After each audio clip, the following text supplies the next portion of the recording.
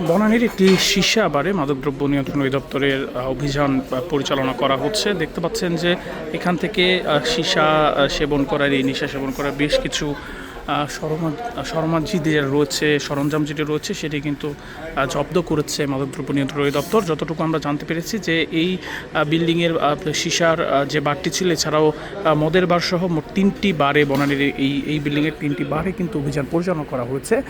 তবে বারগুলো বন্ধ থাকার কারণে মাদকদ্রব্য নিয়ন্ত্রণ অধিদপ্তরের কর্মকর্তারা সংবাদ বিজ্ঞপ্তিতে যেমনটি বলেছেন, যে সাংবাদিকদের প্রশ্নের উত্তরে জানিয়েছেন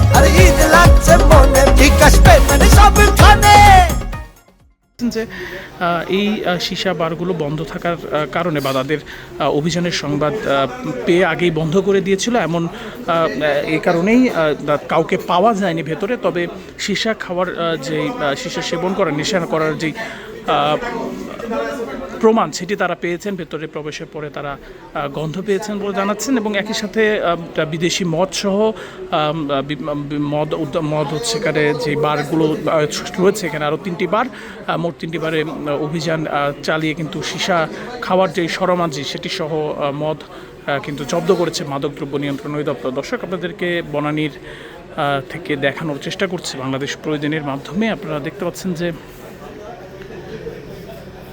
এই যে সীসা খাওয়ার সরঞ্জাম যেটি দেখতে পাচ্ছেন, এই সরঞ্জামগুলো কিন্তু জব্দ করেছে মাদকদ্রব্য নিয়ন্ত্রণ অধিদপ্তর, এবং সেগুলো কিন্তু এখন জব্দ করার পরে সেগুলো কিন্তু নিয়ে যাওয়া হচ্ছে। যদি একটু দেখানোর চেষ্টা করি আপনাদেরকে।